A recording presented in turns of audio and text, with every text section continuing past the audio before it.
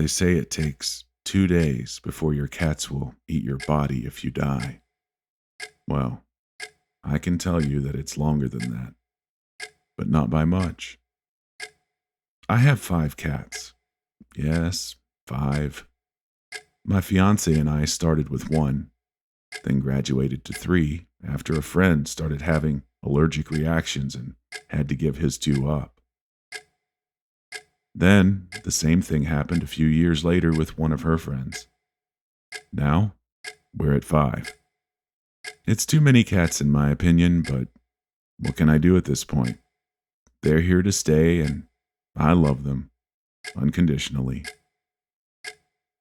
A while ago now, my fiance left for a trip to Thailand. She's into Muay Thai, and so is her brother. So he invited her to go with him on a training trip his gym was taking.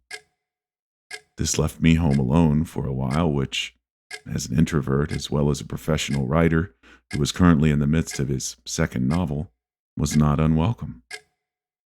I was looking forward to some valuable alone time and a distraction-free environment in which to make some progress on my writing. 3 days into her trip, I had been doing just that. Around 4 p.m., I finished my 3rd chapter in as many days. I was thrilled, but needed a change of pace as my mind was beginning to give off sparks. One of the lights in the high ceiling of our living room had gone out, so I figured I'd take this time to replace it. I went into the garage and got the ladder, then set it up under the light. I stood on the second from the top step looking up. Even though I'm tall, I could still barely reach the light. I went up to the next rung knowing full well it wasn't safe. I could reach it now, but it was still at an awkward distance. I thought about it for a second, then decided to just go for it. I didn't want to have to find another ladder or call an electrician. Plus, I'm pretty sure-footed. So I stepped up onto the top of the ladder. I could comfortably reach the light now.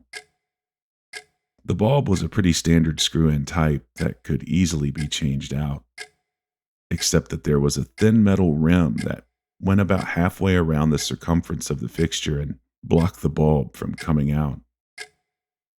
Try as I might, I could not figure out how to get the bulb around it or get it off. I finally resorted to brute force and gave it a good yank. Nothing happened. I yanked it harder. Still nothing. I gave it one more firm pull, and it came off.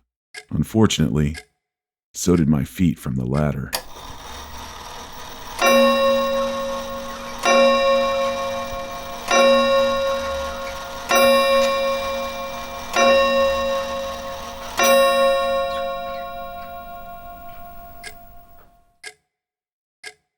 I came to lying on my back, staring up at the broken fixture. I couldn't move. I could tell I was breathing, and a dull aching in my back that seemed many miles away told me that I still had some life in my nerves. But otherwise, nothing.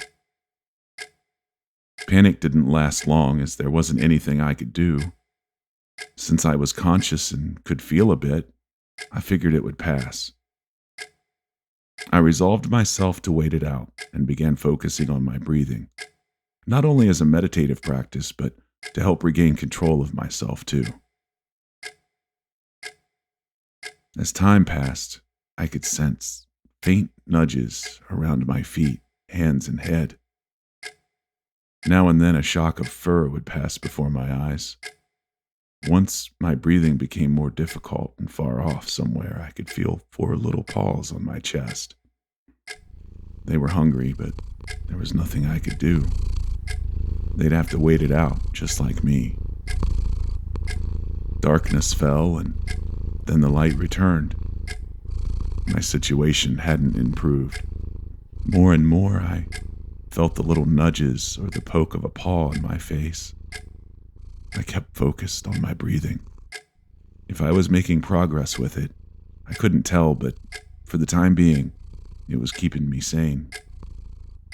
Again, night fell, and again, dawn broke with no improvement.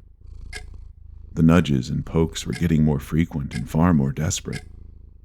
I could feel a gnawing sensation in my stomach, and my lips were beginning to feel dry and cracked. Sometime during the third night is when I felt the teeth. Again, that far away sensation, almost as if it were happening to someone else. Even so, the feeling was unmistakable, like two steel rods sinking into the flesh of my calf, then a tug, then a rip. I tried with all my might to make myself scream. Nothing. I felt the teeth again. Another pull, another rip, a wet, chewing sound. I waited for my lungs to fill with air and then focused all my energy into forcing it out. A low, strained groan escaped my lips. But it was enough. The teeth stopped and I felt the faint vibrations of little footsteps going away. I woke up later in the night to what felt like a small piece of sandpaper rubbing against my leg. Someone was licking up the blood around the wound. Again, I groaned. The licking stopped for a moment and then began once more. I tried to kick out with my leg and managed a small twitch. I heard paws run off again. It was starting to feel like a small fire was smoldering in my leg. Just embers for now, but it wasn't good. How long had they been at it while I was asleep? How much longer could I hold them off? What was left of my leg? How much longer could I last like this? This same cycle continued for days. First, the feel of teeth in the flesh of my leg, arm, or sometimes my face. Next, a twitch or a groan to shake them off. Sometimes more than one set of teeth at a time. Sometimes they wouldn't leave. I could feel the wetness of blood on parts of me. I could feel the small embers of pain and infection all over. My stomach felt like it was filled with nails. My mouth was like hot sand. I was growing weak. With what was now left of my sanity, I tried to count the days I'd been lying there. She must have been close to returning home. It must have been long enough that someone knows something's wrong. I had to be close to the end. It was hard to tell, though. With the sensation of 5 little sets of teeth, all tearing at 5 different parts of me. Concentration was in short supply. I wanted to shake them off, but I'm so tired. All I want is to rest. I forgot about my breathing. My eyes began to go black. My thoughts began to fade. Far off somewhere, I hear the rumble of a car engine. I hear the jagged metal grinding of a key in a lock. I hear hinges creak. I hear footsteps. I hear screaming.